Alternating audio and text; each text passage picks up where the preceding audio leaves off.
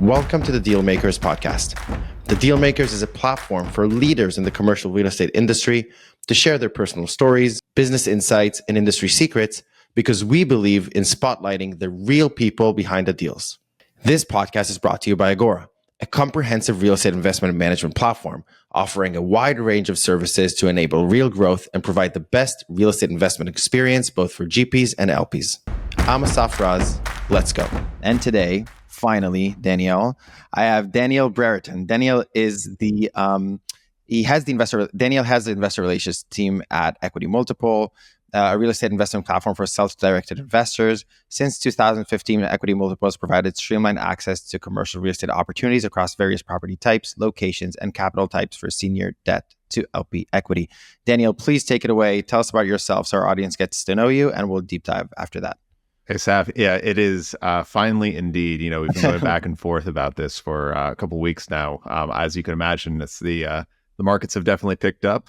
We've had a lot of sponsor interest, a lot of investor interest, and it's a good thing to be busy, especially in this type of market. But yeah, I head up the investor relations team here at Equity Multiple. I've been with the company just about 2 years now, a little over 2 years, and in startup land, that feels like a decade. But we're for self-directed investors to get access to commercial real estate opportunities that were previously only available to incredibly wealthy investors. And we've done all sorts of capital transactions. We're a wealth tech platform, so looking to aid in your wealth creation strategy and your income strategy, whatever you're doing. We think commercial real estate should be part of every investor's portfolio if they have the ability.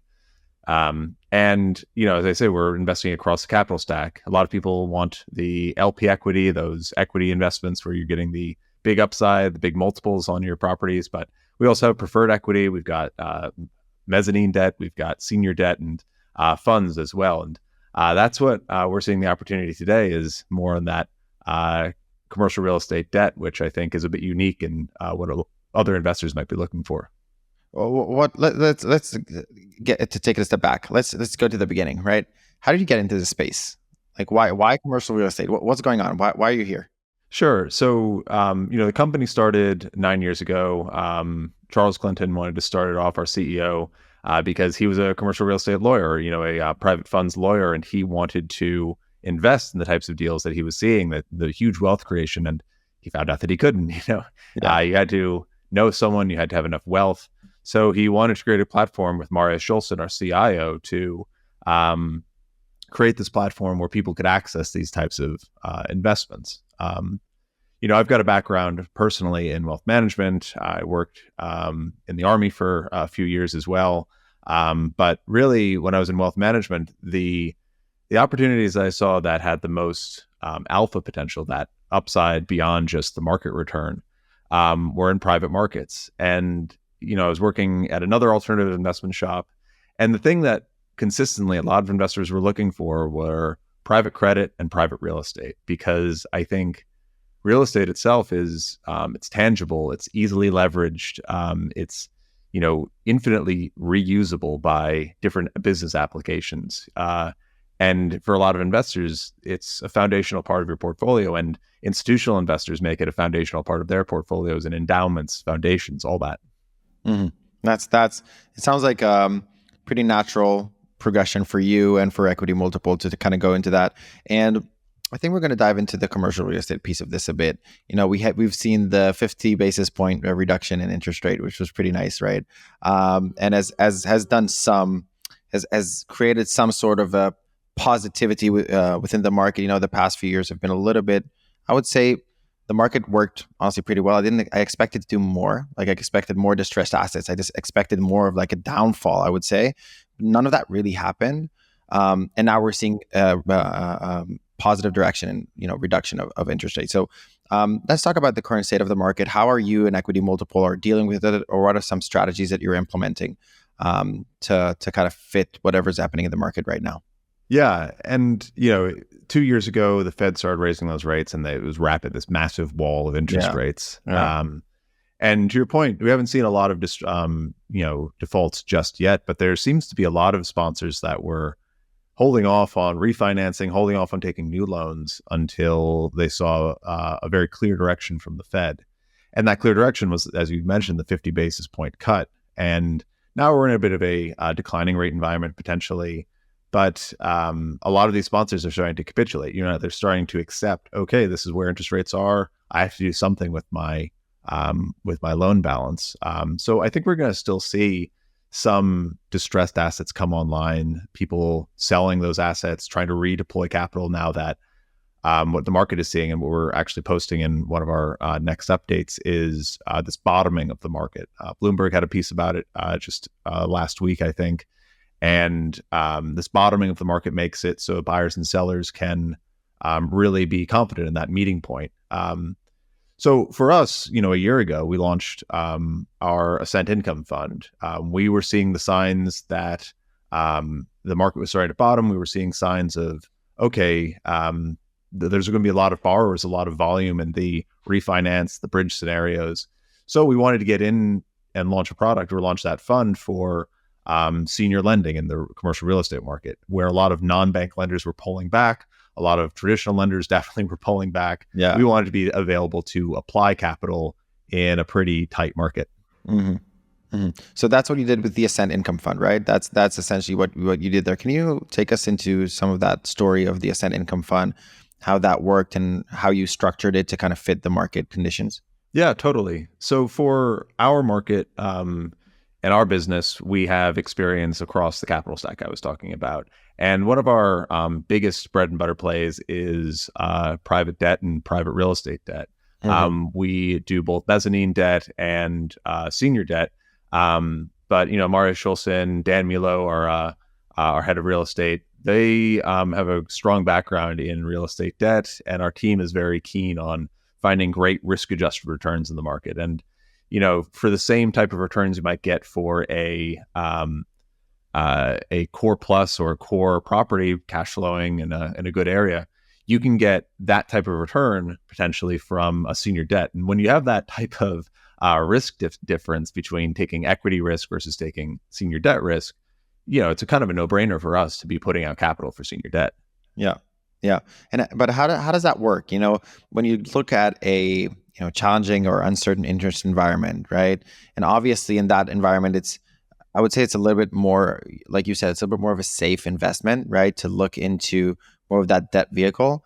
But eventually, how do you make your investors who invest in that type of vertical feel secure about putting their funds into this type of income fund or in debt or in lending in general? Of course. Yeah. And I think the risk management, the risk mitigation is key to the success in lending, especially. In a lending scenario, you're top of the capital stack, you're top to get your money back first, but there's still other risks that can be implied, right? The value of the property could decline below your loan balance. The project could take significantly longer. The sponsor could run out of cash. So you want to take a look at what are the risks what are the events that are driving those risks and try to mitigate the events early on. So, for the balance of the loan being above the value of the property, you want to have a good loan to value ratio. So for us, we want to size the loans using our own underwriting, using our own very conservative thinking about the property and the business plan to find, okay, what's our loan balance that we're comfortable with and what's an interest rate reserve that we're comfortable with as well, which gives us good cushion in case of a declining market, which if we're already at the bottom, that cushion is even safer, in my opinion. And then on the other side, I was talking about projects taking too long, or there's project risk or execution risk. We're partnering with sponsors and business plans that are, I think, in the safer box, or the less risky box. So we're looking at bridge scenarios. We're looking at already completed properties that just need a refinance. We're looking at mostly completed development projects, and we're taking shorter term positions as well, 12 to 24 months in the normal case. So we're not trying to sign on for a 3 to 5 year term for debt. And we're not trying to pick it up just where the property is dirt and hold on for the entire development. We like bridge scenarios and scenarios where, for an example, we had a condo loan where the sponsor had completed renovations, construction, and they needed a time between when they completed that and when they fully leased up and stabilized that asset. And that bridge scenario for us originally signed on for an 18-month term, turned out being, I think, 9 or 12-month term. So we got our money back sooner, fully occupied, fully sold, and it was a great return for us. It's returned that 12% that we're looking for. Yeah, that's a great story. And you're also, I know that you guys are also a very, I would say, tech-driven company. Like you have your own, I assume, tools or systems that you use to kind of understand or underwrite these specific properties, right? Or these specific, I would say, investment opportunities. Yeah. On the investor side, on the capital side, we've got a great wealth tech platform for people to sign up, view opportunities, and really get that information as quickly as possible, that dissemination. And on the underwriting and the supply side, I think we've got some really great tools. We've got our investment committee, traditional investment committee, but we integrate a lot of third-party data sources to try to get a more independent picture of the markets instead of just trusting the sponsor, our own boots on the ground. We've got an in-house proprietary market ranking tool. So we take a look at the top 50 MSAs and try to really look at, okay, if it's a top 10 MSA, we're pretty confident in that. And if it's going below on the lower side of our ranking, we want to have a bit more scrutiny and a bit more, I think, risk-adjusted cushion on the return side. So we've got a lot of in-house tools, and we're improving those every day to, I think, denoise our decision-making, have a bit more confidence in that as well. Yeah. And that's something I really appreciate about Equity Multiple, like this tech-forward approach and the ability to kind of rely on your tools, either internal or external tools, to do your work. And with that, we're going to focus on the way that you're building your pipeline of capital needs, right? So what are you, when you raise capital, right, for your own, let's say for it could be the Ascent Income Fund or any other fund that you're working on, like how are you successful in building that pipeline and actually fulfilling those capital needs when it comes to raising capital? Yeah. For me, another reason why I really liked getting into real estate at the beginning was, it's a very people-driven business. It's not just buying the S&P and trying to get beta to public assets. There's real people behind all these assets, and those real people and those real relationships are what keep your pipeline full, keep your Rolodex full, allow you to really get a good sense for the markets and get in on deals before other people might see them. Those relationships with brokers. And one of the biggest things for us in terms of pipeline and ongoing asset management for everything has been our partnership with Marcus & Millichap. Marcus & Millichap, biggest commercial real estate in the middle markets. They own the middle markets, in my opinion. And they've been able to provide us leads on deals, broker opinions, boots on the ground, intelligence, and they've got a huge network of just data that they disseminate to their brokers. And now, we've got access to that, which I think gives us a real edge when it comes to filling our pipeline and getting our understanding the capital needs of our sponsors and our borrowers. And then on the flip side, fulfilling that capital, we've got a huge network of accredited investors that we work with, family offices that have come in and invested with us. And we continue to leverage those connections every day. I love that. I love to hear that. And I feel like, that's what's very unique about real estate. Like you said, it's tangible. People understand it a little bit better, right? They understand where the money goes to. It's not your everyday investment. And I love that you guys are making it accessible, right? So you're making it some sort of yes, this should become an everyday investment because that's kind of your mantra, what you believe in. So I really appreciate that, and I see how Equity Multiple is kind of doing that every day, which is really cool. We're going to go into a little bit of this is where you become the oracle of the show, okay? But we're going to talk a little bit about the future, right? And I've been asking this question, I think every guest has a different opinion, which is super cool, right? So for your specific personal opinion, where do you think the market is going right now? What are we looking at? It's I tend to, ever since when I was working at UBS, when I was working here, I've always been a bit more of a bear when it comes to, or a naysayer when it comes to a lot of economic predictions. I think that no one can predict anything, so this is that's totally always just an true. opinion. I think that the Fed is now on a rate cutting trajectory. I think commercial real estate values have bottomed, and they've probably bottomed, a couple months ago when Blackstone and KKR were really stepping in to buy a lot of assets. And I think that we're going to see a meaningful uptick in deal volume, which is always good for us on our side. It gives more confidence in the market, more liquidity. And I think that we can start seeing a rise in transaction activity, which leads to a rise in rents, it leads to a rise in developments, people trying to pick up and catch up to the rising tide, which lifts all ships. In terms of the economy and everything, there's been some people that are pretty bearish. They think that we're already in a recession, that unemployment is going to continue to pick up. But it really does feel like we've tuned this economy a little bit to be staying pretty level. Unemployment numbers actually were pretty positive yesterday. I think that GDP was pretty positive as well, and inflation continues to abate. With PCE today, I think was down more than expected and continues to fall towards that Fed level. So I think we're cruising along at a pretty warm attitude. A lot of people have been very afraid of the election. I want to say that too. Like the election is obviously gonna have some influence there too.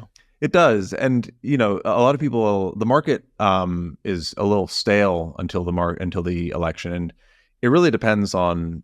It doesn't really depend on who gets in there. It's the fact that there's certainty about what those policies are going to be, which the market should take a liking to.